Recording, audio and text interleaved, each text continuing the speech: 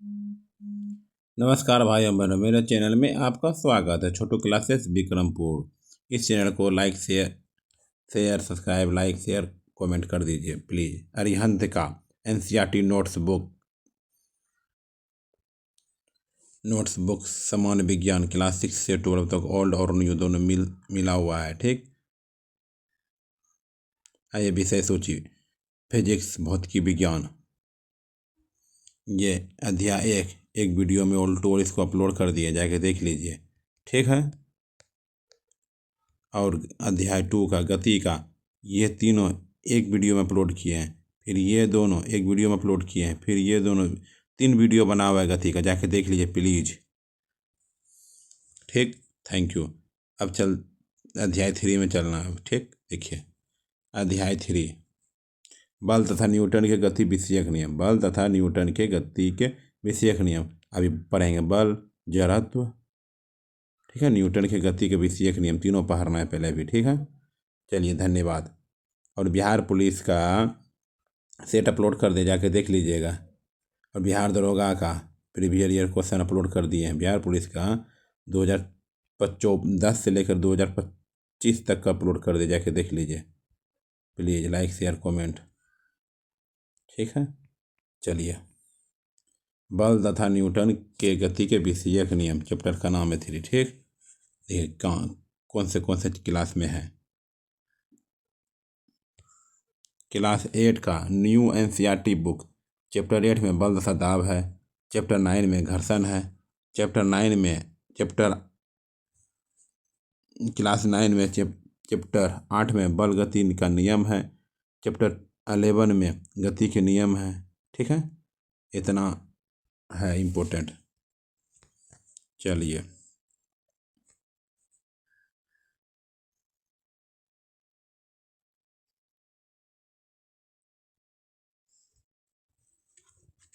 अपने दैनिक जीवन में हम जानते हैं कि एक स्थिर वस्तु को गति देने के लिए या गतिशील वस्तु को रोकने के लिए हमें कुछ प्रयास करना पड़ता है। अर्थात किसी वस्तु को गति की अवस्था में लाने के लिए हमें उसे खींचना, धकेलना या ठोकर लगाना पड़ता है। अपने दैनिक जीवन में हम देखते हैं कि एक स्थिर वस्तु को गति देने के लिए या गतिशील वस्तु को रोकने के लिए हमें कुछ प्रयास करना पड़ता है। अर्थात किसी वस्तु को गति की अवस्था में लाने के लिए हमें उसे खींचना, धकेलना या ठोकर लगाना पड़ता है। वस्तु को खींचने, धकेलने या ठोकर लगाने तथा वस्तु को रोकने की इसी क्रिया पर बल की अवधारणा आधारित है। इसी क्रिया पर बल की अवधारणा आधारित है। चलिए, बल के बारे में पढ़ना। बल किसे कहते हैं और बल के बारे में पूरा टॉपिक पढ़ना है। वह बाह्य कारक धक्का खिंचाव को जिस पिंड के रूप में वह आकार या स्थिति में परिवर्तन कर सकता है, बल कहलाता है। बल किसे कहते हैं? वह बाह्य कारक धक्का खींचो या ढकेलो किसी पिंड के रूप या आकार की स्थिति में परिवर्तन कर सकता है, उसे बल कहते हैं। दैनिक जीवन में बल का उपयोग किसी पिंड या वस्तु को एक स्थान से उठाकर दूसरे स्थान तक ले जाने की क्रिया किया जाता है, उसी को बल कहते हैं। दैनिक जीवन में बल का उपयोग किसी पिंड या वस्तु को एक स्थान से उठाकर दूसरे स्थान तक ले जाने में किया जाता है। साधारणतः बल वह धक्का अथवा खिंचाव होता है जो किसी वस्तु में गति या विराम की अवस्था में परिवर्तन करता है या परिवर्तन करने का प्रयास करता है। साधारणतः बल वह धक्का अथवा खिंचाव होता है जो किसी वस्तु में गति या विराम की अवस्था में परिवर्तन होता है या परिवर्तन करने का प्रयास करता है। देखिए, कोई वस्तु रखा हुआ है, ढकेलना। देखिए, ढकेले पर ट्रॉली लगाए गए बल की दिशा में गति करती है। दरार को खींचा जाता है। ठीक, हॉकी स्टिक से गेंद को आगे की ओर ठोकर लगाते हैं, ये बल हुआ। ठीक, चलिए देखिए ढकेलना।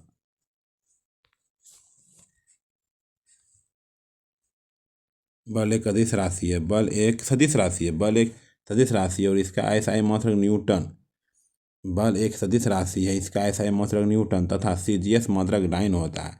बल एक सदिश राशि है, इसका एसआई मात्रक न्यूटन तथा सीजीएस मात्रक डाइन होता है।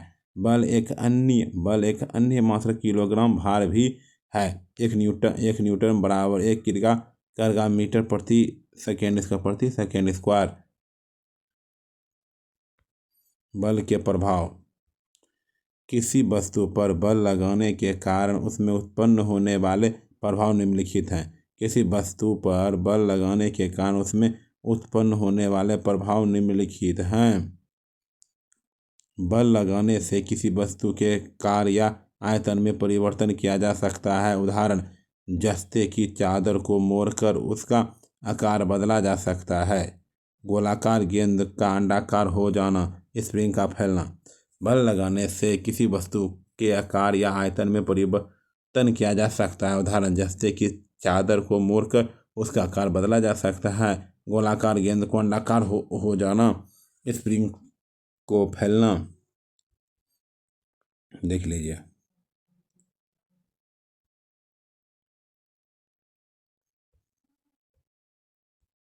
किसी स्थिर वस्तु पर बल लगाने से वस्तु गतिमान हो जाती है।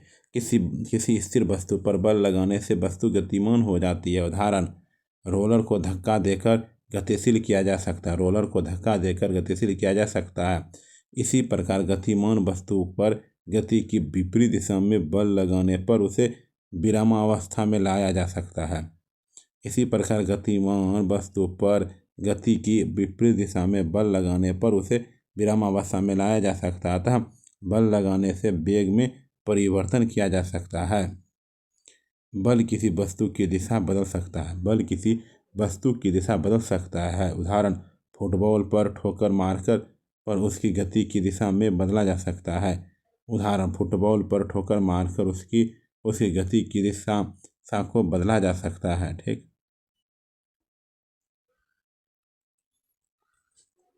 चलिए, आइए बल के प्रकार क्या है। एनसीईआरटी नोट्स सामान्य विज्ञान। चलिए, बल के प्रकार।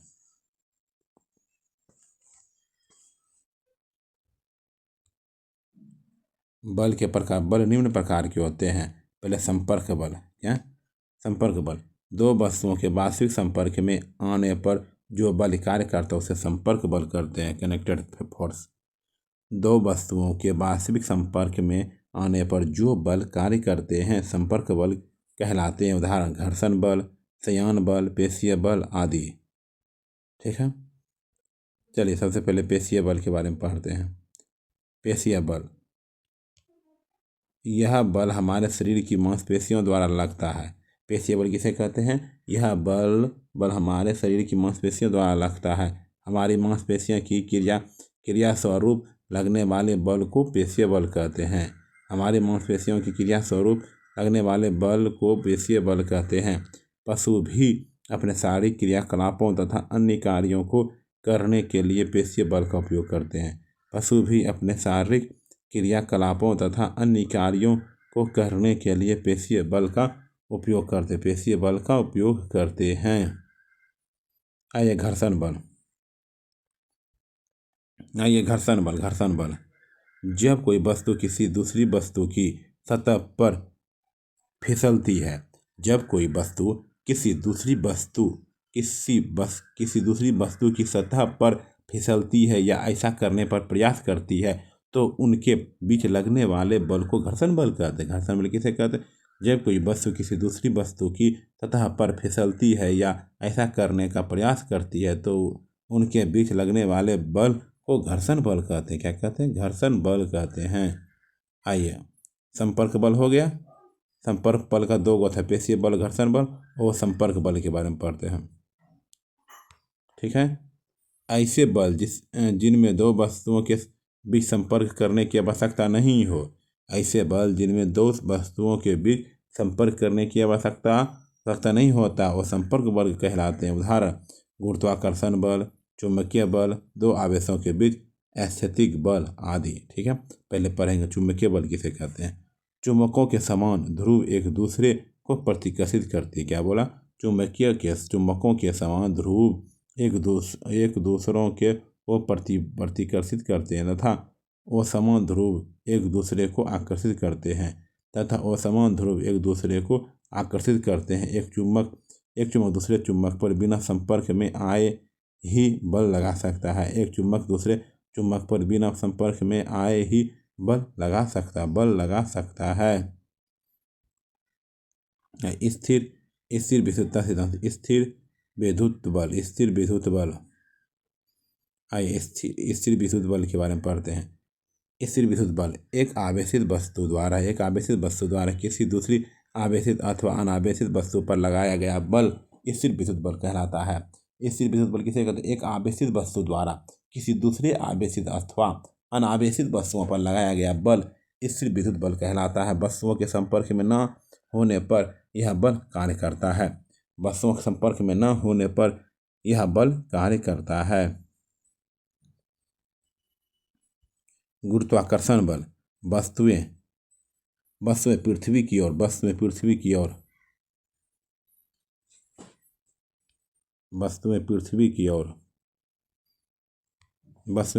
की ओर गिरती है क्योंकि वह उन्हें अपनी ओर आकर्षित करती है। इस बल को गुरुत्व बल या केवल गुरुत्व कहते हैं। गुरुत्वाकर्षण बल किसे कहते हैं? वस्तुएं पृथ्वी की ओर गिरती है क्योंकि वह उन्हें अपनी ओर आकर्षित करती है। इस बल को गुरुत्व बल या केवल गुरुत्व कहते हैं। यह एक आकर्षण बल है। यह क्या है? आकर्षण बल है। गुरुत्व बल प्रत्येक वस्तु पर लगता है। गुरुत्व बल जो है प्रत्येक वस्तु पर लगता है। गुरुत्व बल के कारण ही नदियों का पानी नीचे की ओर बहता है। गुरुत्व बल के कारण ही नदियों का पानी नीचे की ओर बहता है। ब्रह्मांड में सभी वस्तुएं छोटी व बड़ी अन्य वस्तुओं पर बल लगाती है, तब यह आकर्षण बल गुरुत्वाकर्षण बल कहलाता है। ब्रह्मांड में सभी वस्तुएं छोटी या बड़ी अन्य वस्तुओं पर बल लगाती है, तब यह आकर्षण बल गुरुत्वाकर्षण बल कहलाता है। आइए नाभिकीय बल। चलिए नाभिकीय बल के बारे में पढ़ते पहले। प्रोटॉन और न्यूट्रॉनों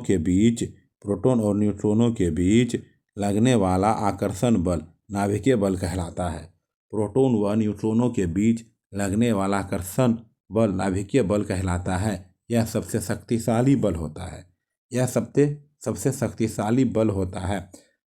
नाभिक के स्थायित्व के लिए यह बल उत्तरदायी है। नाभिकीय बल लघु परास बल है। आइए संतुलित बल के बारे में। यदि किसी वस्तु पर एक साथ दो या दो से अधिक बल कार्य कर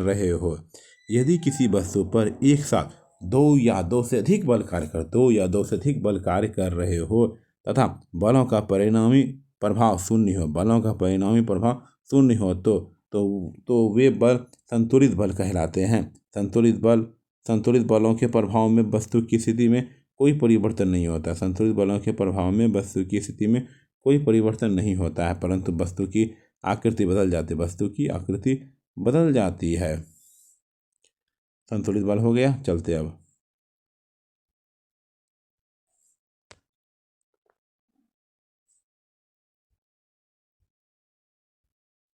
उदाहरण। यदि एक गुटके को दोनों ओर समान बल लगाकर परस्पर विपरीत दिशा में ले जाया जाता है, तब गुटके को कोई गति नहीं होता है, अतः गुटके का लगा बल संतुलित बल कहलाता है। असंतुलित बल के बारे में। यदि किसी वस्तु अथवा निकाय पर लगे हुए बलों का परिणामी बल शून्य नहीं होता है, यदि किसी वस्तु अथवा निकाय पर लगे हुए बलों का परिणामी बल शून्य नहीं होता है, तो वे बल असंतुलित बल कहलाते हैं। असंतुलित बल द्वारा किसी स्थिर वस्तु को गति प्रदान की जा सकती है। असंतुलित बल द्वारा किसी स्थिर वस्तु को गति प्रदान की जा सकती है। किसी गतिमान वस्तु को रोका जा सकता है। उदाहरण। रस्साकशी में यदि एक टीम दूसरा टीम से अधिक शक्तिशाली हो तो वह रस्से तथा कमजोर टीम दोनों को अपनी ओर खींच लेती है। इस दशा में रस्से पर लगने वाला बल असंतुलित बल है। संरक्षित तथा असंरक्षित बल। संरक्षित तथा असंरक्षी बल। संरक्षित तथा असंरक्षी बलों का वर्णन निम्नलिखित है। संरक्षी बल वह बल है जिसके द्वारा किसी पिंड को एक बिंदु से दूसरे बिंदु तक ले जाने में किया गया कार्य केवल पिंड पिंड पिंड की प्रारंभिक एवं अंतिम स्थितियों पर निर्भर करता है। वह बल है जिसके द्वारा किसी पिंड को एक बिंदु से दूसरे बिंदु तक ले जाने में किया गया कार्य केवल पिंड की प्रारंभिक एवं अंतिम स्थितियों पर निर्भर करता है। पिंड के पथ पर नहीं। उदाहरण गुरुत्वाकर्षण बल, स्थिर विद्युत बल, विद्युत चुंबकीय बल आदि संरक्षी बल है। क्या है? संरक्षी बल है। आइए असंरक्षी बल। असंरक्षी बल वह बल है जिसके द्वारा किसी पिंड को एक बिंदु से दूसरे बिंदु तक वह बल है जिसके द्वारा किसी पिंड को एक बिंदु से दूसरे बिंदु तक ले जाने में किया गया कार्य पिंड की प्रारंभिक एवं अंतिम स्थितियों के साथ साथ पिंड द्वारा तय किए पथ पर भी निर्भर करता है। उदाहरण घर्षण बल, सियान बल आदि। घर्षण बल, सियान बल आदि। आइए जड़त्व के बारे में पढ़ते। ठीक है।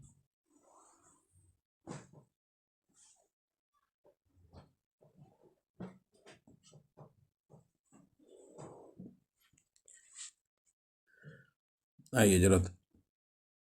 शब्द की उत्पत्ति जड़ता शब्द से हुई है।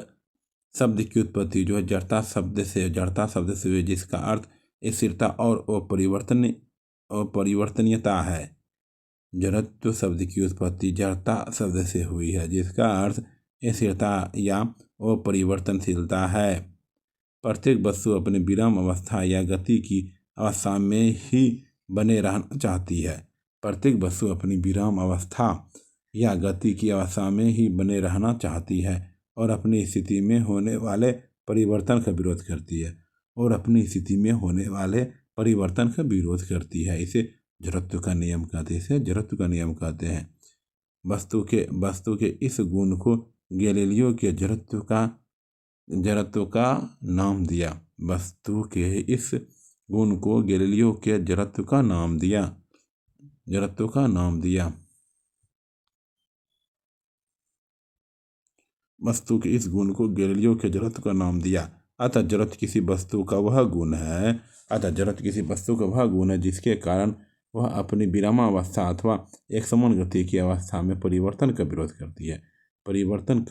करती है। जड़त्व 3 प्रकार के होते हैं। जड़त्व क्या होते हैं? 3 प्रकार के होते हैं। विराम का जड़त्व क्या होता है? विराम का जड़त्व वस्तु का वह गुण जिसके कारण वह अपनी विराम अवस्था में होने वाले परिवर्तन का विरोध करती है। वस्तु का वह गुण जिस कारण वह अपनी विराम अवस्था में होने वाले परिवर्तन का विरोध करती है, विराम जड़त्व कहलाता है। उदाहरण, बस के अचानक चलने पर उसमें बैठे यात्री पीछे की ओर गिर पड़ते हैं। इसका कारण यह है कि बस अथवा रेलगाड़ी के अचानक चलने पर यात्री के पीछे का निचला भाग जो बस या रेलगाड़ी के संपर्क में आता है शीघ्र ही बस अथवा रेलगाड़ी के साथ गति कर लेता है, परंतु शरीर का ऊपरी भाग जो बस या रेलगाड़ी के संपर्क में नहीं है अपने विराम के जड़त्व के कारण विराम अवस्था में ही बना रहता है। इसी कारण है कि यात्री पीछे की ओर मुड़ जाते हैं।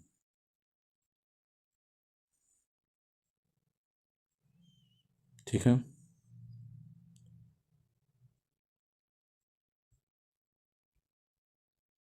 विराम का जड़त्व होगा कंबल को हाथ में पकड़कर डंडे से पीटने पर धूल के कण अलग हो जाते हैं। इसका कारण यह है कि कंबल को हाथ में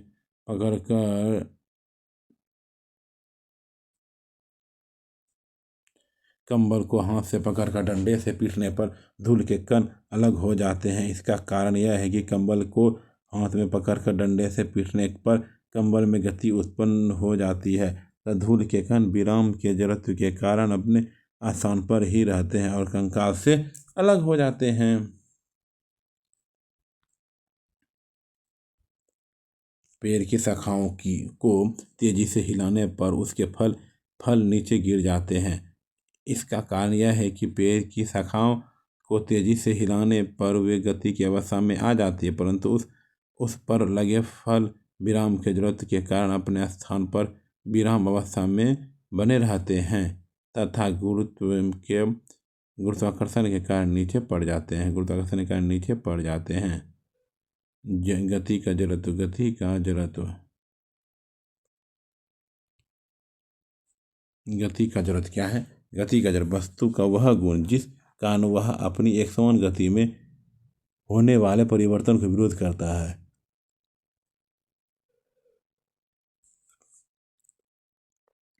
वस्तु का वह गुण जिस कारण वह अपनी एक समान गति में होने वाले परिवर्तन का विरोध करता है। वस्तु का वह गुण जिस कारण वह अपनी एक समान गति में होने वाले परिवर्तन का विरोध करती है। गति का जड़त्व कहलाता है।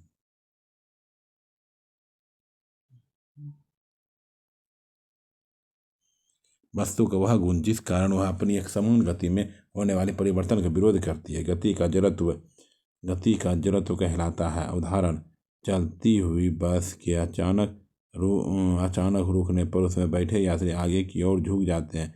इसका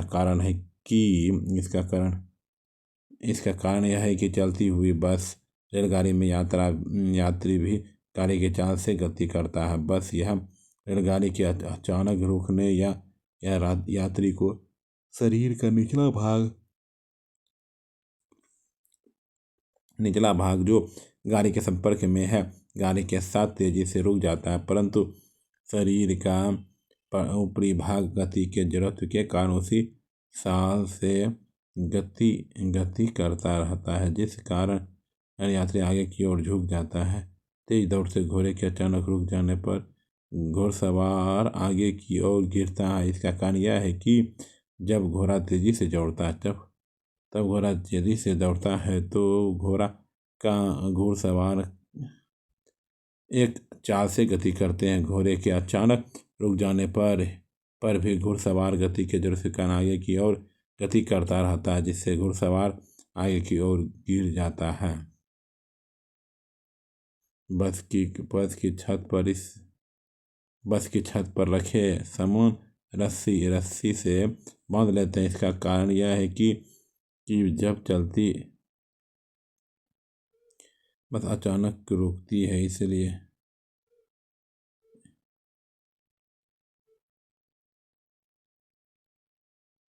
इसका कारण यह है कि अब चलती बस अचानक रुकती है तो बस की छत पर रखा समान गति के जड़त्व के कारण आगे की ओर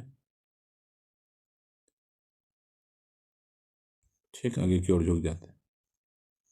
आइए विराम का जड़त्व दो को पढ़ चुके थे। गति का जड़त्व पढ़े, विराम का जड़त्व, गति का जड़त्व और दिशा का जड़त्व।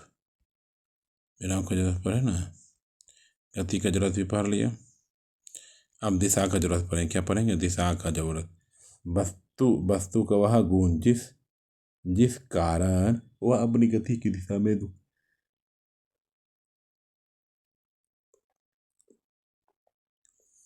वस्तु का वह गुण जिस कारण वह अपनी गति की दिशा में होने वाले परिवर्तन का विरोध करती है। दिशा का जड़त्व कहलाता है। दिशा का जड़त्व कहलाता है। तेज गति से चलती बस किसी वर्गाकार मोड़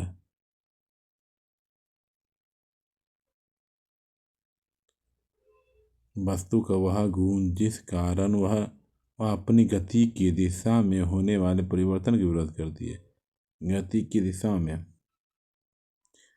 में होने वाले परिवर्तन का विरोध करती है। दिशा का जड़त्व कहलाता है।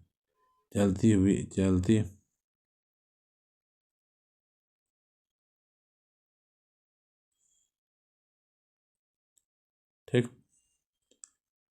दिशा का जड़त्व। वस्तु का वह गुण जिस कारण वह अपने गति की दिशा में होने वाले परिवर्तन का विरोध करती है। दिशा का जड़त्व कहलाता है। उदाहरण, तेज गति से चलती बस अब किसी वर्गाकार मोड़ पर मूर्ति है यह है। ये यात्री मोर के केंद्र से बाहर की ओर झुक जाता है। इसका कारण यह है कि जब तेज गति से चलती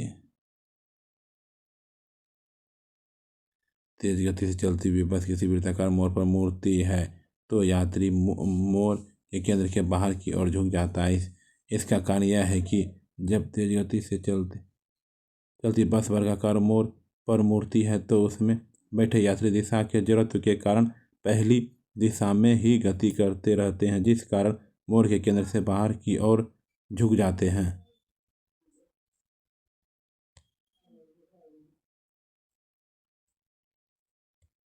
गाड़ी के टायर के संपर्क में आए कीचड़ के कणों से बचने के लिए मेडीगार्ड लगाए जाते हैं। इसका कारण यह है कि गाड़ी के टायर के संपर्क में आए कीचड़ के कण अपनी दिशा के जड़त्व के कारण अपनी संपर्क रेखीय चाल की दिशा में गति करते हैं तथा वाहन को गंदा करते हैं, जिससे बचने के लिए मेडीगार्ड का प्रयोग करते हैं। ठीक।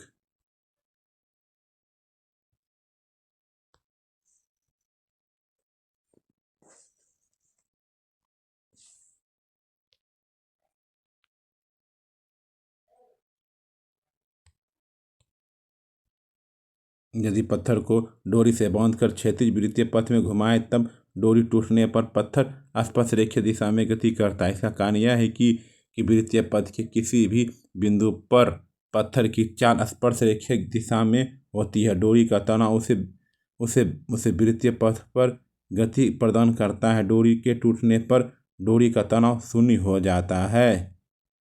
देख लीजिए। अतः अब पत्थर वृत्तीय पथ पर गति न करके अपनी दिशा के जड़त्व के कारण स्पर्श रेखीय दिशा में गति करता है। चाकू की धार तेज करते समय घूमते पहिए के संपर्क में लाने पर उत्पन्न चिंगारियां स्पर्श रेखीय दिशा में गति करती है। इसका कारण यह है कि चिंगारियां दिशा के जड़त्व के कारण अपनी स्पर्श रेखिक चाल की दिशा में गति करता है। जड़त्व तथा द्रव्यमान में अंतर बताइए। जड़त्व तथा द्रव्यमान में अंतर। अधिक द्रव्यमान की वस्तु की विरामावस्था तथा गति की अवस्था में परिवर्तन करने के लिए अधिक बल की आवश्यकता होती है। अर्थात अधिक जड़त्व की वस्तु अपनी विरामावस्था अथवा गति की अवस्था में होने वाले परिवर्तन का अधिक विरोध करती है। अर्थात अधिक द्रव्यमान की वस्तु का जड़त्व अधिक होता है, अतः द्रव्यमान जड़त्व की माप है। Thank you. अगले वीडियो में मिलते हैं। Subscribe, like, share, comment. नमस्कार भाइयों बहनों, मेरे चैनल में आपका स्वागत है। अरिहंत का NCERT नोट्स बुक सामान्य विज्ञान क्लास 6 से 12 तक। ठीक। विषय सूची भौतिक विज्ञान ये अपलोड कर दिए हैं।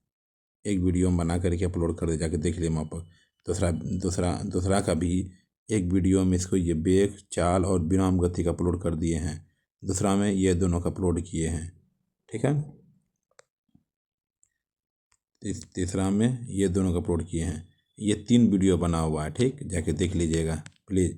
अब अध्याय 3 का चल रहा है। अध्याय 3 का भी बल और जड़त्व एक चैप्टर में।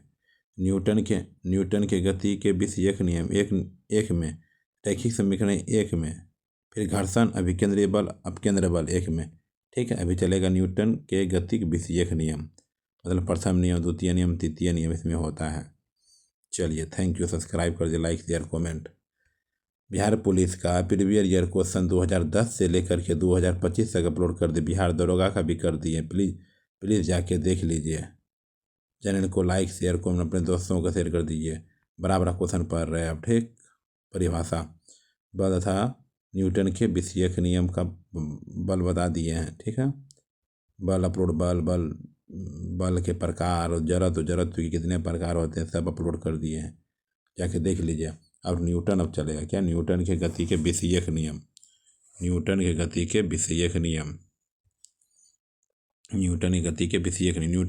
विषयक 3 नियमों प्रतिपादित किए हैं, जो इस प्रकार है। न्यूटन की गति के विषयक प्रथम नियम। क्या बोला? न्यूटन का गति का विषयक प्रथम नियम। इस नियमानुसार यदि कोई वस्तु अपनी स्थिर अवस्था या सरल रेखा में एक समान गति की अवस्था में हो तो वह उसी अवस्था में बनी रहती है जब तक कि उस पर बाहर से कोई बल न लगाया जाए। यह नियम जड़त्व का नियम या गैलीलियो का नियम भी कहते हैं। न्यूटन का गतिक विषयक प्रथम नियम। इस नियमानुसार यदि कोई वस्तु अपनी स्थिर अवस्था या सरल रेखा में एक समान गति की अवस्था में है तो वह उसी अवस्था में बनी रहती है जब तक कि उस पर बाहर की कोई वस्तु न लगाया जाए। यह नियम जड़त्व का नियम या गैलीलियो का नियम भी कहते हैं। ठीक है। न्यूटन की गति के प्रथम नियम का व्यवहारिक उदाहरण। मेज पर रखी वस्तु तब तक उसी अवस्था में रहेगी जब तक उसकी अवस्था परिवर्तन के लिए बाहर से कोई बल न लगाया जाए। मेज पर रखी वस्तु तब तक उसी अवस्था में रहेगी जब तक उसकी अवस्था परिवर्तन के लिए बाहर से कोई बल न लगाया जाए। जमीन पर गति करती हुई कोई गेंद गतिमान अवस्था में रहती है जब तक इस पर कोई बाह्य बल न लगाया जाए। ठीक, चलिए देख लीजिए। अंगुली के ताश के पत्ते को झटका देने पर पत्ते के ऊपर रखा सिक्का नीचे की ओर गिलास में गिर जाता है। नोट: जब कोई वस्तु जमीन पर गति करती है तो वह घर्षण बल के कारण विरामावस्था में आ जाता है, अन्यथा वह वस्तु गति करती रहेगी। ठीक, हो गया। चलिए इधर आइए। संवेग। प्रथम न्यूटन के में है।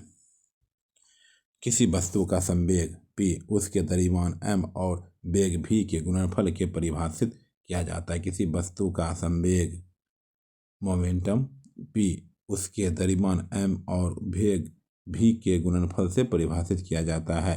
p बराबर mv। संवेग में परिमाण और दिशा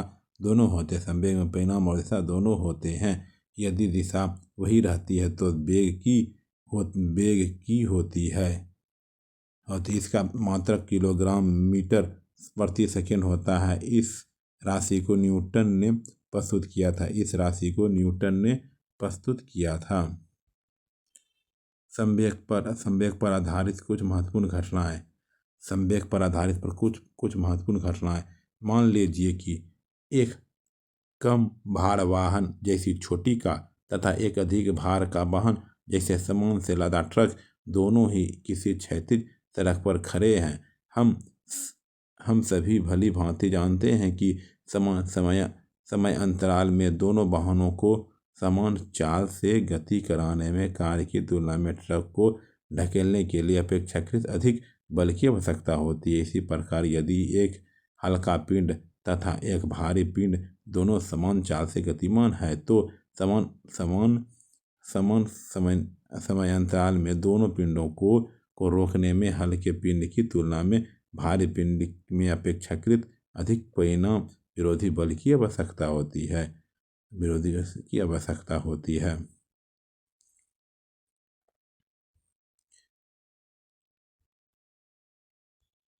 यदि दो पत्थर, एक हल्का तथा दूसरा भारी, एक ही भवन के शिखर में से गिराए जाते हैं तो धरती पर खड़े किसी व्यक्ति के लिए भारी पत्थर की तुलना में हल्के पत्थर को पकड़ना आसान होता है। इस प्रकार किसी पिंड के संहति एक महत्वपूर्ण प्राचलन जो गति पर बल के प्रभाव को निर्धारित करती है। न्यूटन की गति के विषय के द्वितीय नियम। इस नियमानुसार किसी वस्तु के संवेग परिवर्तन की दर उस पर लगने वाले असंतुलित बल के समानुपाती होती है। इस नियमानुसार किसी वस्तु के संवेग परिवर्तन की दर उस पर लगने वाले असंतुलित बल के समानुपाती होती है। यह परिवर्तन बल की दिशा में होता है, अर्थात F समानुपाती त्रिभुज P बटे त्रिभुज T। त्रिभुज P संवेग में परिवर्तन की दर, त्रिभुज T परिवर्तन में लगा समय। यदि m द्रव्यमान की वस्तु का प्रारंभिक वेग u है तथा त्रिभुज टी समय अंतराल तक एक निश्चित बल लगाने पर उस वस्तु का वेग भी हो जाता है, तब इसके संवेग में परिवर्तन त्रिभुज P बराबर M V minus M U बराबर एम ब्रैकेट बंद भी माइनस यू संवेग परिवर्तन की दर से P बटे त्रिभुज टी एम बटे भी माइनस यू बटे त्रिभुज टी ये समानुपाती हुआ F बराबर, ठीक, F बराबर के एम ए के बराबर 1 F बराबर एम ए के स्थिरांक हो जाता है, के खत्म हो जाता है, ठीक। अर्थात किसी वस्तु पर लगाया गया बल वस्तु से उत्पन्न त्वरण तथा वस्तु के द्रव्यमान के गुणनफल के बराबर होगा। अर्थात किसी वस्तु पर लगाया गया बल वस्तु में उत्पन्न त्वरण तथा वस्तु के द्रव्यमान के गुणनफल के बराबर होगा। चलिए ठीक है। न्यूटन के गति के द्वितीय नियम के व्यावसायिक उदाहरण। न्यूटन की गति के द्वितीय नियम के कुछ व्यावसायिक उदाहरण निम्नलिखित हैं। क्रिकेट में गेंद को कैच लेते समय खिलाड़ी का अपने हाथ को पीछे की ओर खींच लेना। जब क्रिकेट मैदान में खिलाड़ी कैच लेता है तो गेंद द्वारा हाथों पर धक्का या बल लगता है और उसका संवेग शून्य हो जाता है। उंगलियों के मध्य गेंद आते ही वह हाथों को पीछे हटाता है, जिसका संवेग परिवर्तन का समांतर बढ़ जाता है। अतः संवेग परिवर्तन की दर और इस कारण हाथ पर लगा बल कम हो जाता है, जिसे वह आसानी से सहन कर लेता है। ऊंची कूद के खिलाड़ी का स्पंज के गद्दे पर गिरना। ऊंची कूद का खिलाड़ी स्पंज के गद्दे अथवा मिट्टी पर गिरकर संवेग परिवर्तन की दर को कम करता है, जिससे उसको चोट कम लगती है। कराटे के खेल में खिलाड़ी द्वारा टाइलों के समूह को एक ही बार में तोड़ना। कराटे के खेल में कोई खिलाड़ी जब टाइलों के समूह अथवा बर्फ के सिल्ली पर तेजी से वार करता है तो हाथ का समस्त संवेग बहुत कम समय में शून्य हो जाता है। इसके परिणाम स्वरूप टाइलों के समूह या बर्फ की सिल्ली पर इतना बल लगता है कि वह टूट जाता है। कमानीदार तुला एक वह युक्ति है जिसके द्वारा किसी वस्तु पर लगने वाला बल को मापा जाता है। इसमें एक कुंडलित कमानी होती है जिसमें बल लगाने पर प्रसार हो जाता है। कमानी के इस प्रसार की माप इसके अंशांकित पैमाने पर चलने वाले संकेतन द्वारा की जाती है। पैमाने के पाठ्यांक द्वारा बल का परिणाम प्राप्त होता है। चलिए अब पढ़ते आवेग। क्या पढ़ते हैं? आवेग के बारे में। संवेग पढ़ लिए, आवेग। जब किसी वस्तु पर बड़े परिमाण का बल अत्यंत अल्प समय के लिए कार्य करे तथा जिसके प्रभाव से वस्तु के संवेग में अत्यधिक परिवर्तन हो तो ऐसा बल आवेगीय बल कहलाता है।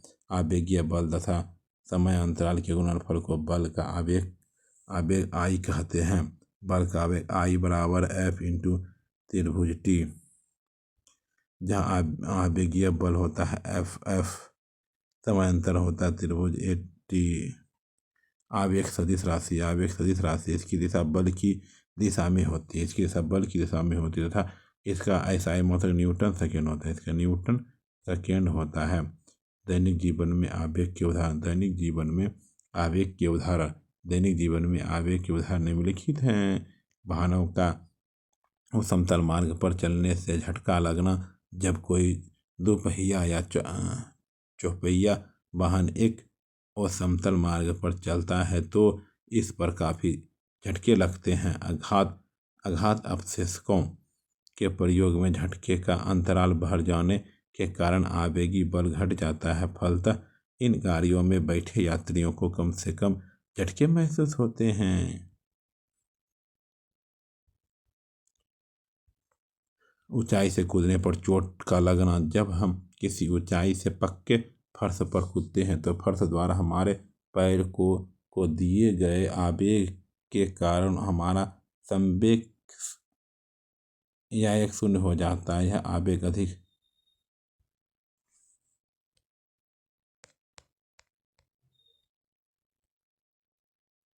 अधिक बल होता है। क्या होता है? अधिक बल होता है जिससे हमारे पैर में चोट लगने की संभावना बढ़ जाती है। परंतु यदि हम फर्श पर मिट्टी अथवा गद्दा बिछा ले तो हमारे हमारे पैर उसमें धंस जाएंगे तथा संवेग के शून्य होने में कुछ देर लगेगी। अतः अब हमारे पैर को उतना ही आवेग एक छोटे बल से मिलेगा जिससे कि पैर में चोट नहीं आएगी। मिट्टी के बर्तन या अन्य सामान के टूटने से बचाने के लिए घास का प्रयोग करना। चीनी मिट्टी के बर्तनी को कागज या घास फूस के टुकड़े में पैक करते हैं क्योंकि गिरने की स्थिति में वे घास फूस का कागज के कारण आवेग की चीनी मिट्टी के बर्तनों तक पहुंचने में अधिक समय लेता है जिससे बर्तनों में लगने वाला बल कम हो जाता है। अतः इनके टूटने की संभावना कम हो जाती है।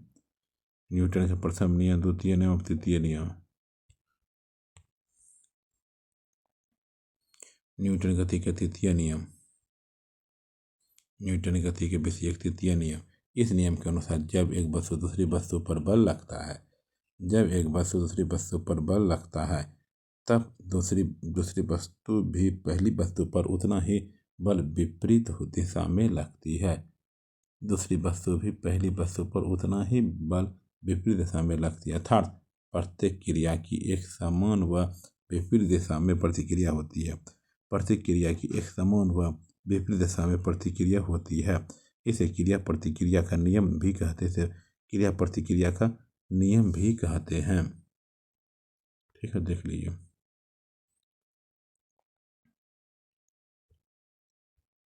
ये दोनों बल परिणाम में सदैव समान लेकिन दिशा में विपरीत होती है। ये दोनों बल जो है परिणाम में सदैव समान लेकिन सदैव दिशा में विपरीत होते हैं। इसका तात्पर्य यह है कि यह बल सदैव युगल रूप में होता है। ये बल कभी एक वस्तु पर कार्य नहीं करते बल्कि दो बल अलग अलग वस्तुओं पर कार्य करते हैं।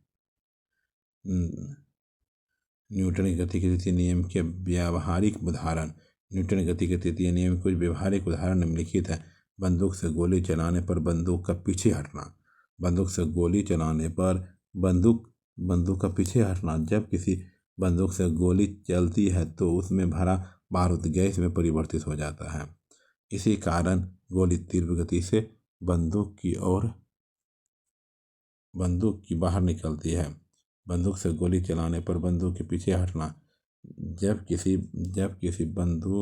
बंदूक से गोली चलती है तो उसमें भरा बारूद गैस में परिवर्तित हो जाता है। इसी कारण गोली तीव्र गति से बंदूक से बाहर निकलता है।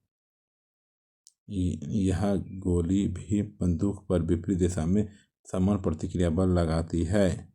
इसी कारण बंदूक पीछे की ओर हटती है। भूमि पर चलते पैरों को पीछे की ओर धकेलना। जब हम ठोस भूमि पर चलते हैं तो हम पैरों के द्वारा भूमि को पीछे की ओर धकेलते हैं तथा भूमि भी प्रतिक्रिया के रूप में हमारे पैरों पर आगे की ओर उतना ही बल लगाती है जिसके कारण हम आगे की ओर बढ़ते हैं। तैरते समय पानी को पीछे की ओर धकेलना। जब तक तैराक अपने हाथों द्वारा पानी को पीछे की ओर धकेलता है तब तक पानी भी तैराक को उतने बल से आगे की ओर धकेलता है जिससे तैराक पानी में आसानी से तैरने लगती है। चलो ठीक है, फिर देखिए रेत पर चलना कठिन होता है क्योंकि जब पैरों द्वारा रेत पर बल लगाया जाता है तो रेत पीछे की ओर विस्थापित हो जाती है जिससे वह प्रतिक्रिया स्वरूप उतना ही बल प्रदान नहीं कर पाती है।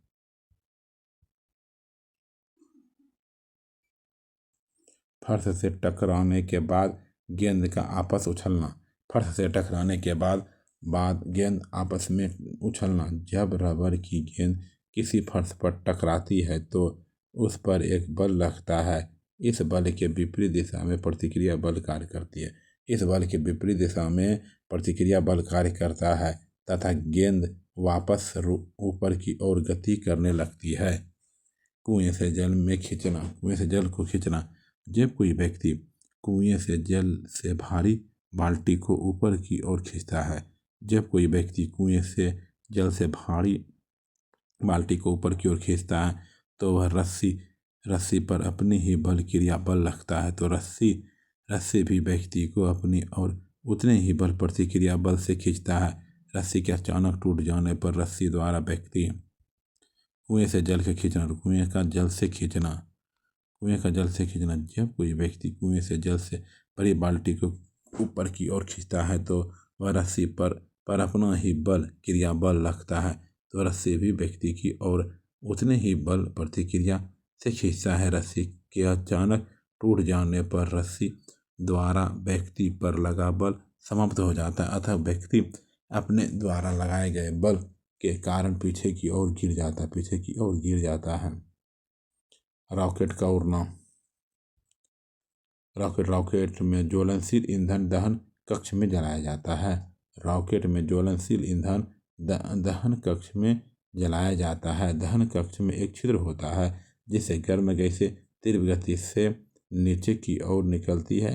रॉकेट द्वारा गैसों पर क्रिया बल लगता है। ठीक उसी के बराबर परंतु विपरीत दिशा में गैसें रॉकेट पर ऊपर की ओर प्रतिक्रिया बल लगती है जिससे रॉकेट ऊपर की ओर गति करने लगता है। धन्यवाद। न्यूटन के तीनों नियम कंप्लीट हो गया। ठीक, अगले वीडियो में मिलते हैं फिर से। नमस्कार भाई बहनों, मेरे चैनल में आपका स्वागत है। छोटू क्लासेस विक्रमपुर फिजिक्स भौतिकी चल रहा है NCERT अरिहंत का। ठीक है, क्लास 6 से लेकर के 10 तक सभी क्वेश्चन जितना होगा लघु बड़ा क्वेश्चन सब। ठीक है, इससे ऑब्जेक्टिव ही बनेगा। पहले इसको पढ़ लीजिए। रेखीय संवेग संरक्षण का सिद्धांत। रेखीय संवेग संरक्षण का सिद्धांत। इस सिद्धांत के अनुसार यदि वस्तुओं के निकाय पर बाह्य बल आरोपित न हो तो संयुक्त निकाय का कुल संवेग सदैव संरक्षित रहता है। इस सिद्धांत के अनुसार यदि वस्तुओं के निकाय पर बाह्य बल आरोपित न हो तो संयुक्त निकाय का कुल संवेग सदैव संरक्षित रहता है। यदि m1 और m2 द्रव्यमान के दो पिंड u1 व u2 वेग से गतिमान है तथा आपस में टकराने के पश्चात उनके वेग v1 व v2 हो जाते हैं तो टकराने से पहले कुल संवेग बराबर टकराने के बाद का कुल संवेग m1 u1 plus m2 u2 बराबर m1 v1 plus m2 v2।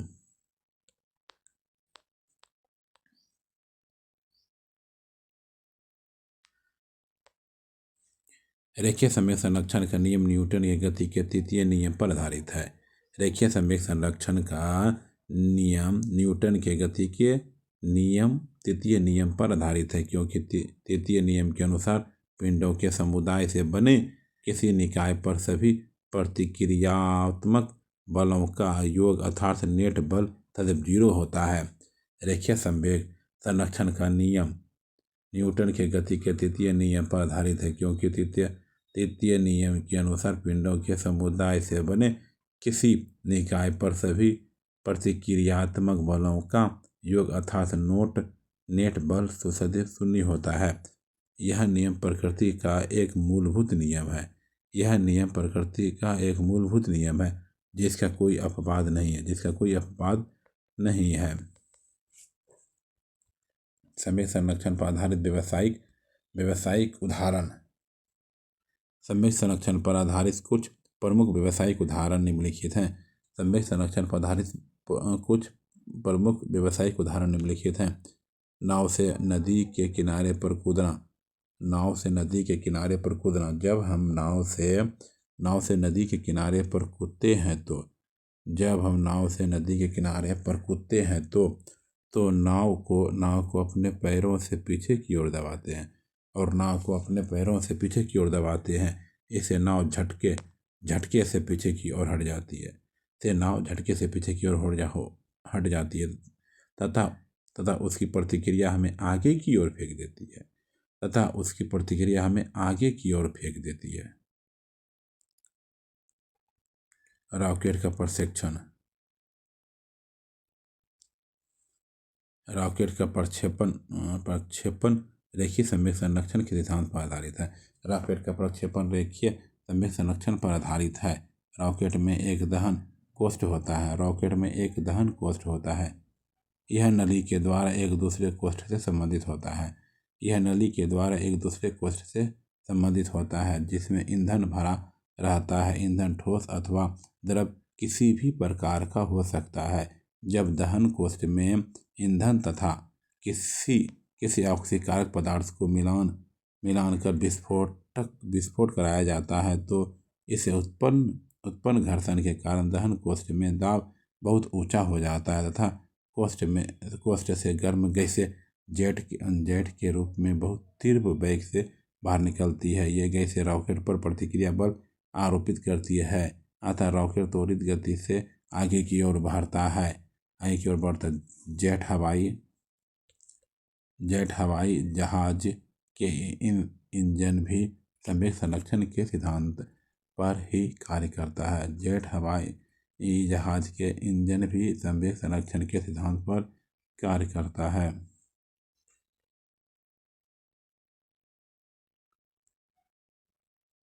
ठीक है, प्लीज़ चैनल को subscribe, like, share, comment please subscribe कर दीजिए मेरे चैनल को, शेयर।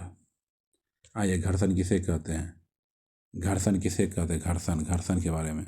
जब एक वस्तु किसी दूसरी वस्तु के पृष्ठ पर गति करती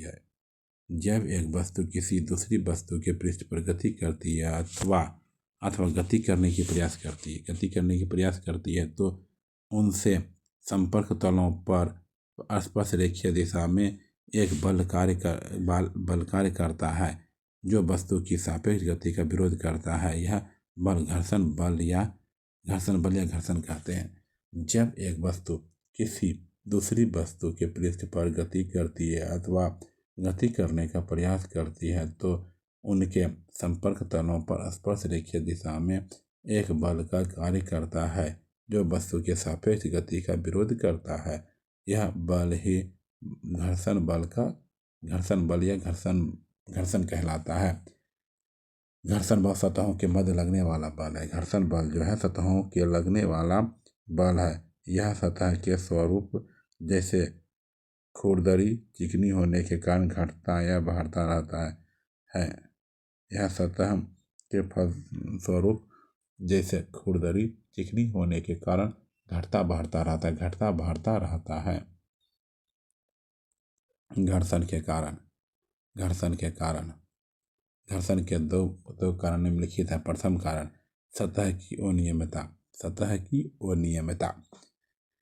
वस्तुओं की सतह की चिकनी या खुरदरी किसी भी प्रकार की हो सकती है। लेकिन वस्तुओं की सतह पूर्णतः चिकनी कभी नहीं होती है। इसमें कई स्थानों पर अनियमितताएं पाई जाती है जो कि उभार तथा अवनमन गर्त के रूप में होती है।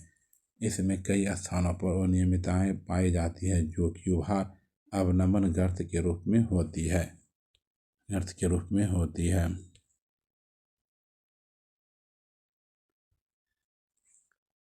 दो वस्तुओं के मध्य गति में जब एक सतह दूसरी सतह के संपर्क में आती है। दो वस्तुओं के मध्य गति में जब एक सतह दूसरी सतह के संपर्क में आती है तो अनियमितताओं के कारण ये एक दूसरे से अंतर्घर्षित हो जाती है।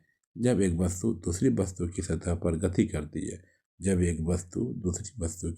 गति करती है तो इस अंतर्ग्रस्त के कारण गति का विरोध होता है। गति का विरोध होता है। यह विरोधी बल ही घर्षण बल कहलाता है। विरोधी बल ही घर्षण बल कहलाता है।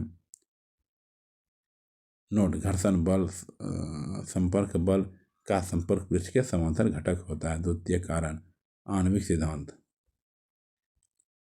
जब दो वस्तुएं एक दूसरे के संपर्क में रहकर गति करती है जब दो वस्तुएं एक दूसरे के संपर्क में रहकर गति करती है तो इनके अणुओं के बीच एक प्रकार का आकर्षण बल कार्य करता है।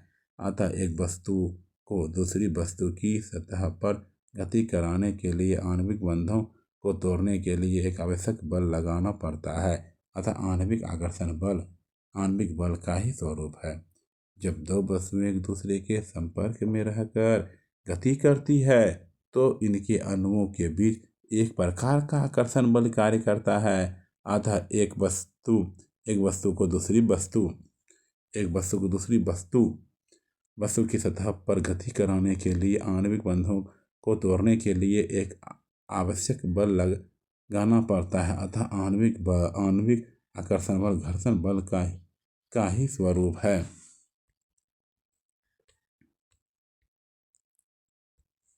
सामान्य रूप से ऐसा प्रतीत होता है कि घर्षण बल वस्तुओं के खुरदरेपन के कारण उत्पन्न होता है, परंतु इसके विपरीत यह भी देखा जाता है कि यदि दो सतहों को पॉलिश करके अत्यंत चिकना बना दिया जाए तो उनके बीच घर्षण बल एकाएक बढ़ जाता है।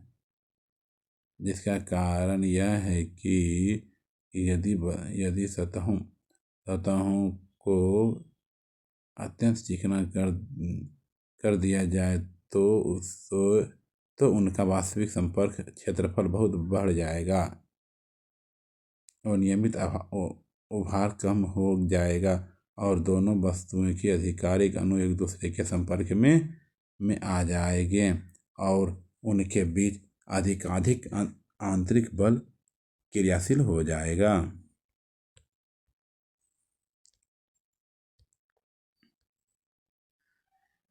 घर्षण बल के प्रकार। घर्षण बल के बारे में पहले आप घर्षण बल के प्रकार पढ़ते हैं।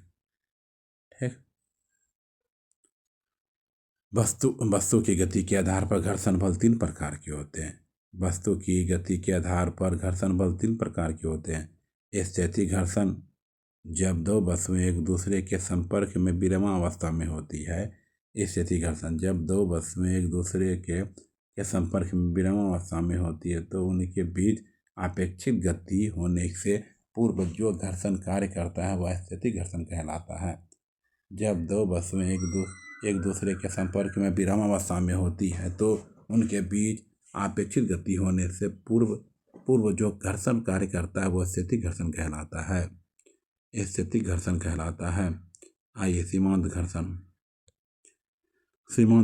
स्थैतिक घर्षण बल का वह अधिकतम मान। स्थैतिक घर्षण बल का वह अधिकतम मान जब वस्तु ठीक गति प्रारंभ करने वाली हो सीमांत घर्षण कहलाता है। सीमांत घर्षण बल संपर्क तलों की प्रकृति पर निर्भर करता है। सीमांत घर्षण बल संपर्क तलों की प्रकृति पर निर्भर करता है, परंतु तल के क्षेत्रफल पर नहीं। सीमांत घर्षण बल अभिलंब प्रतिक्रिया बड़ी आर के अनुक्रमानुपाती होता है।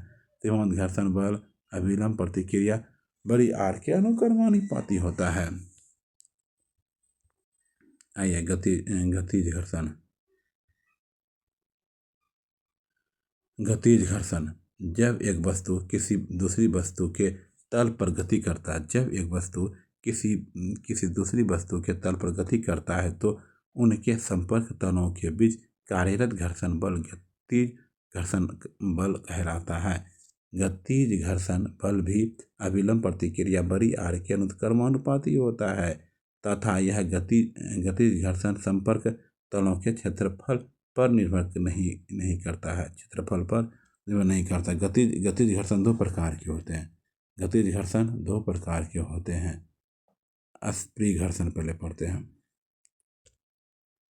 जब कोई वस्तु किसी दूसरी वस्तु के तल पर सरकती है तो वस्तुओं के संपर्क तलों के बीच कार्यरत घर्षण सर्पी घर्षण कहलाता है।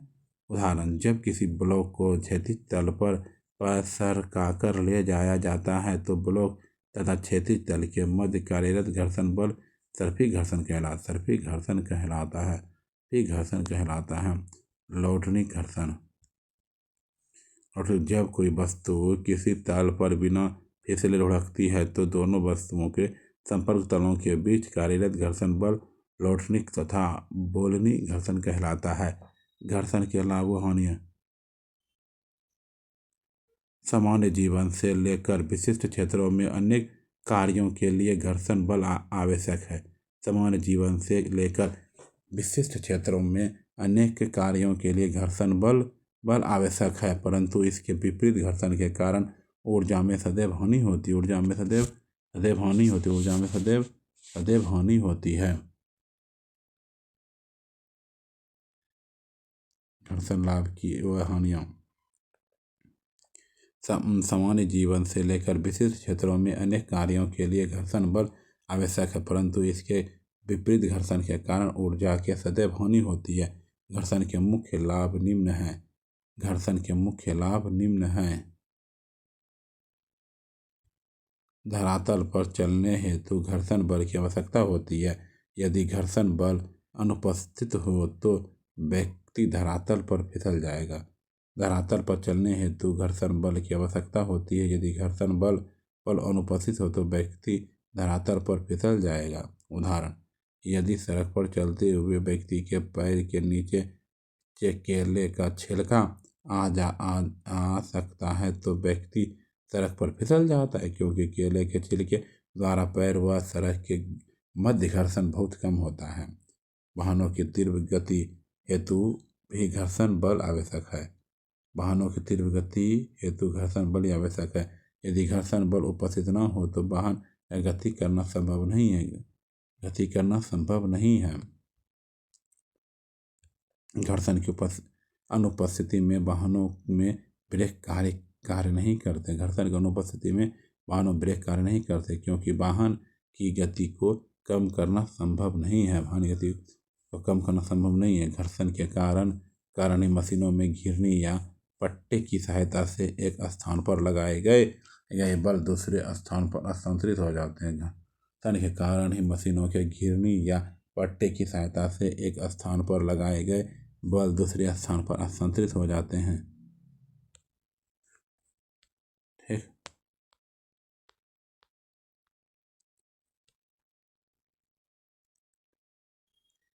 ब्लैक बोर्ड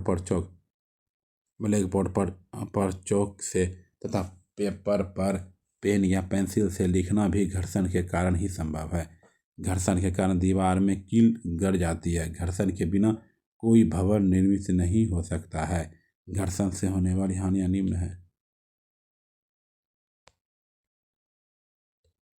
घर्षण द्वारा दो वस्तुओं के मध्य सापेक्ष गति का विरोध करता है, जिस कारण अतिरिक्त ऊर्जा व्यय होती है, जैसे हाथ रगड़ने पर गर्मी का अनुभव होता है।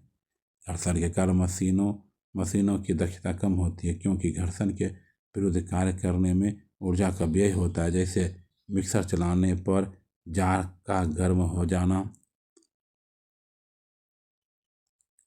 घूर्णन करने वाली मशीनों के पुर्जे घर्षण के कारण घिस जाते हैं, जिससे वह ठीक प्रकार से कार्य नहीं कर पाते हैं तथा अधिक ध्वनि उत्पन्न करते हैं। घर्षण के कम करने की विधि। घर्षण की निम्न विधियों को कम किया जा सकता है। पॉलिश द्वारा।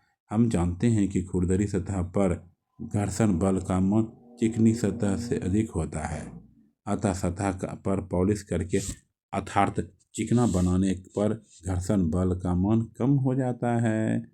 स्नेहक बल। जब तेल अथवा ग्रीस को दो सतहों के बीच डाल देते हैं तो दोनों सतहों के बीच तेल अथवा ग्रीस की एक पतली परत बन जाती है, जिससे दोनों सतहों के मध्य घर्षण बल कम हो जाता है, अर्थात तेल व ग्रीस स्नेहक का कार्य करती है।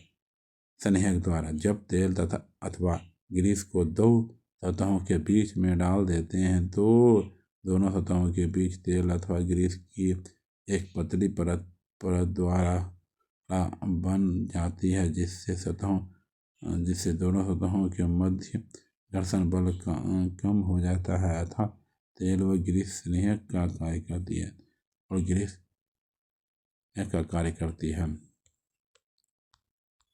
उचित निर्माण सामग्री का उपयोग। घर्षण बल दो सतहों के मध्य कार्यरत रहता है। अतः घर्षण बल सतहों के पदार्थों की प्रकृति पर निर्भर करता है, अर्थात घर्षण बल को कम करने के लिए हमें कम घर्षण गुणांक वाले पदार्थों का उपयोग करना चाहिए। जैसे उदाहरण, रबर का कंक्रीट के बीच घर्षण कम होने के कारण ही वाहनों में टायर रबर के बनाए जाते हैं। बॉल बेयरिंग का प्रयोग करके मशीनों के गतिशील पुंजों के मध्य स्टील की छोटी छोटी गोलियां छर्रे लगाई जाती है, जिनको बॉल बेयरिंग कहते हैं। चूँकि हम जानते हैं कि रोटरी घर्षण का मान अश्वी घर्षण से बहुत कम होता है, अतः बॉल बेयरिंग की व्यवस्था से अश्वी घर्षण रोटरी घर्षण में परिवर्तित किया जा सकता है। ये शीश है, ये घूर रहा है, बॉल है। बॉल बेयरिंग धारा रेखीय गति द्वारा तरल पदार्थ द्वारा रेखीय रूप से गति करना। जब किसी वस्तु की आकृति धारा रेखीय होती है तो वस्तु पर तरल पदार्थ पानी हवा का घर्षण घट जाता है।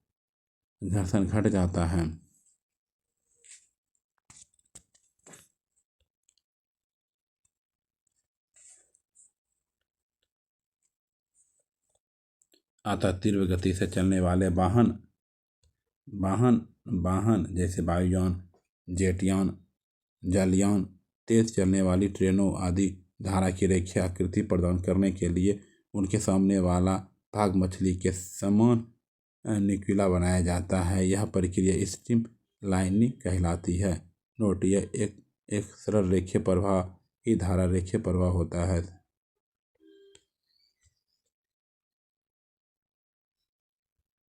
घर्षण को बढ़ाने के उपाय। घर्षण एक आवश्यक घटक है, अतः घर्षण का मान एक न्यूनतम सीमा से कम हो जाने पर गति संभव नहीं हो पाती है। घर्षण को बढ़ाने के उपाय निम्नलिखित है। वाहनों को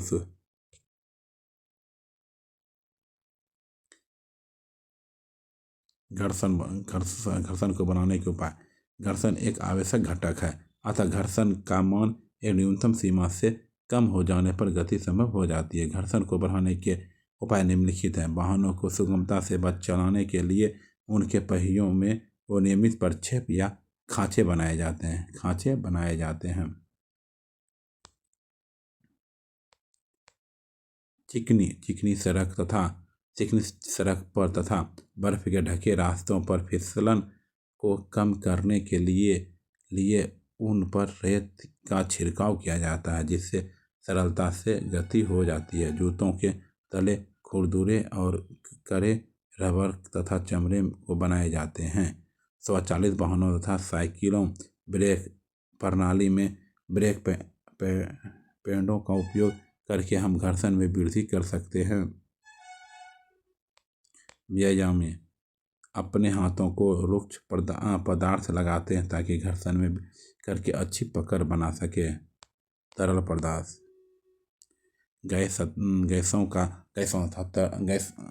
गैसों तथा द्रवों को तरल कहा जाता है। तरल अपने से होकर गुजरने वाली वस्तुओं पर घर्षण बल लगाते हैं। किसी तरल पर लगने वाला घर्षण बल उस तरल के सापेक्ष गति पर निर्भर करता है।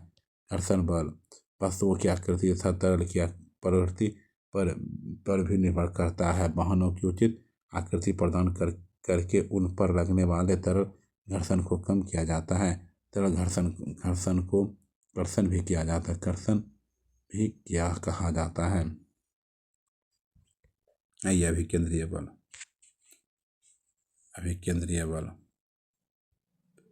जब कोई पिंड या वस्तु वृत्तीय पथ पर एक समान चाल से गति करती है तो इसके वेग में परिवर्तन होने के कारण गतिमान पिंड पर अभिकेंद्र त्वरण कार्य करता है, जिसकी दिशा सदैव वृत्त के केंद्र की ओर होती है। जब कोई पिंड या वस्तु वृत्तीय पथ पर एक समान चाल से गति करती है तो इसके वेग में परिवर्तन होने के कारण गतिमान पिंड पर अभिकेंद्र त्वरण कार्य करता है, जिसकी दिशा सदैव वृत्त के केंद्र की ओर होती है।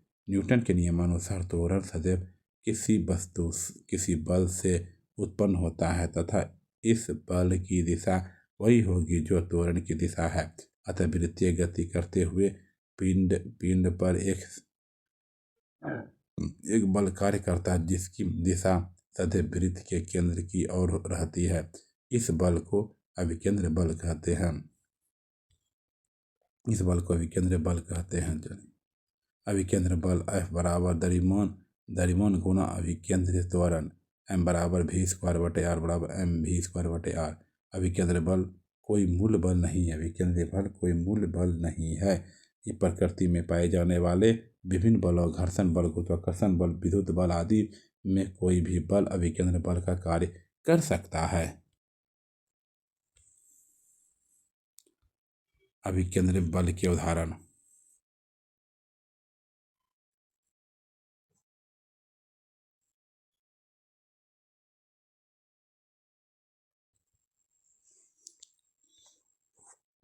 अभिकेंद्र बल के उदाहरण।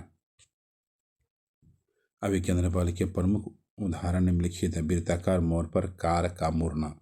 जब कोई कार सड़क के वृत्ताकार मोड़ से गुजरती है तो उसे वृत्ताकार पथ पर मुड़ने के लिए अभिकेंद्र बल की आवश्यकता होती है।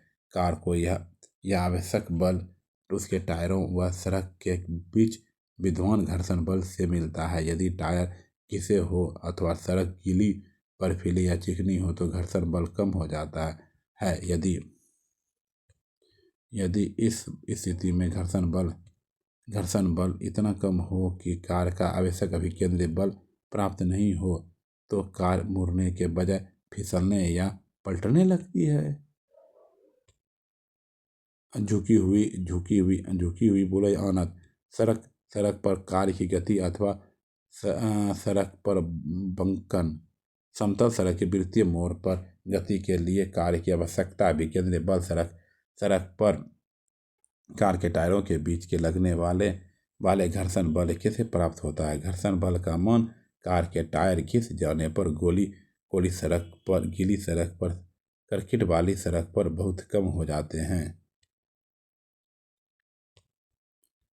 अतः वृत्तीय मोड़ का आवश्यक अभिकेंद्र बल केवल घर्षण बल पर आधारित नहीं होता है। घर्षण बल पर अभिकेंद्र बल की निर्भरता को कम करने के लिए सड़क के किनारों को उठाकर बनाया जाता है। अतः मोड़ों पर के अंदर और ढलान बना देते हैं जिससे सड़क क्षैतिज से किसी कोण पर झुक जाती है। इसे सड़क का झुकना या बंकन कहते हैं।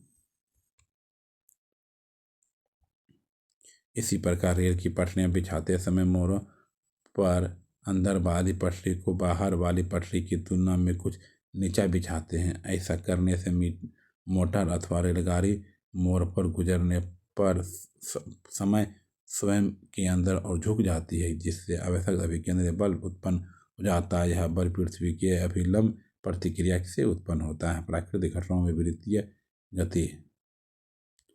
पृथ्वी सूर्य के चारों ओर घूमती है तथा हम जानते हैं कि वृत्तीय गति के लिए अभिकेंद्र बल की आवश्यकता होती है। अतः पृथ्वी पर भी अभिकेंद्र बल लगता है जिसकी दिशा सूर्य की ओर होती है।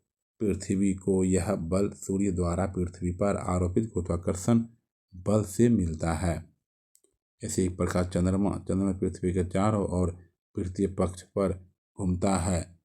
यह अभिकेंद्र बल का एक उदाहरण है। परमाणु की वृत्तीय गति। परमाणु के इलेक्ट्रॉन E- नाभिक के चारों ओर वृत्तीय पथ पर घूमते हैं। इस स्थिति में आवश्यक अभिकेंद्र बल परमाणु के नाभिक धनावेश के इलेक्ट्रॉनों और ऋणावेश के मध्य लगने वाले स्थिर विद्युत आकर्षण बल से प्राप्त होता है। अतः परिणाम में इस अभिकेंद्र बल के कारण इलेक्ट्रॉन नाभिक के चारों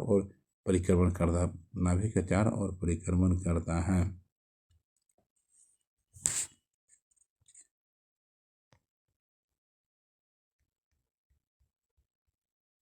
आप आइए अब केंद्र बल के बारे में पढ़ते हैं। जब कोई वस्तु वृत्तीय गति करती है तो वस्तु पर वृत्तीय पथ के केंद्र से बाहर की ओर एक बल लगता है। इस बल को अपकेंद्र बल कहते हैं।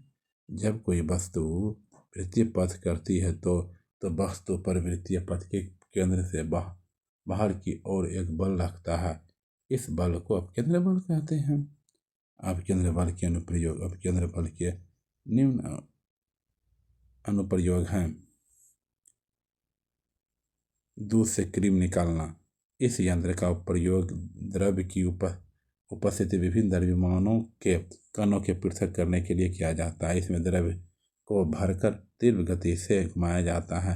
इस प्रक्रिया में द्रव्य का भारी कण हल्के कणों में अपेक्षा अधिक दूरी पर अर्थात परिधि की ओर चले जाते हैं। इस प्रकार विभिन्न द्रव्यमान के कण पृथक हो जाते हैं। दूध से क्रीम निकालने की मशीन इसी सिद्धांत पर आधारित है।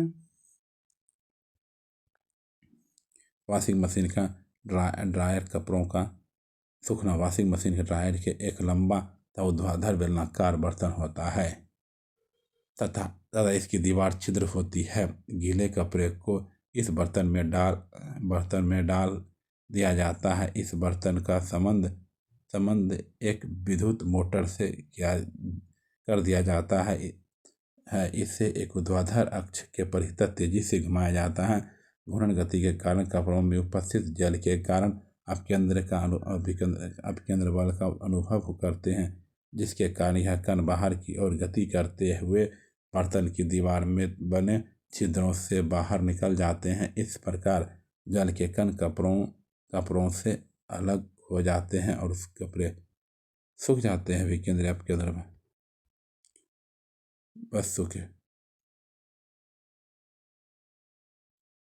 वस्तु पर कार्यरत असंतुलित बल उसकी विरामावस्था या गति की अवस्था में परिवर्तन ला सकते हैं। जैसे चलती हुई साइकिल की चाल ब्रेक लगाकर बदली जा सकती है। संतुलित बलों से वस्तु की विराम या गति की स्थिति में कोई परिवर्तन नहीं होता है, परंतु वस्तु की आकृति बदल जाती है। न्यूटन के गति के प्रथम नियम के अनुसार किसी वस्तु पर लगा असंतुलित बाह्य बल संवेग में परिवर्तन कर सकता है।